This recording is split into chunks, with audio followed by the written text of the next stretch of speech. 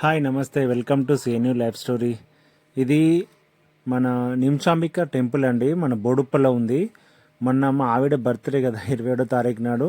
So ఇంట్లోనే ఉంటున్నాం అని చెప్పేసి తన బర్త్డే కోసం గుడికి తీసుకెళ్ళమని అడిగింది.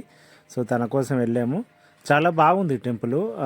శివరాత్రి ముందు రోజు శివరాత్రి కదా, సో అమ్మవారిని అర్ధనారీశ్వరుగా అట్లా అలంకరించారు. కనిపిస్తుంది కదా చూడండి. చాలా బాగా అనిపించింది. సో అప్పుడప్పుడు గుడికి వెళ్తే నాకు కూడా బాగా రిలీఫ్గా అనిపిస్తుంది, కొంచెం పాజిటివ్ వైబ్స్ ఉంటాయి. సో అందుకని తీసుకొని వెళ్ళాను. పాప నేను మా ఆవిడ ముగ్గురం వెళ్ళాము. తనకున్న బాధలైన కోరికలైన కేవలం నా గురించే కదా. సో అన్నీ దేవుళ్ళకు తిరుగుతూ మొక్కుతూ తన బాధ చెప్పుకుంటుంది, నేను బాగుపడాలని. చూద్దాం, దేవుడి దయ.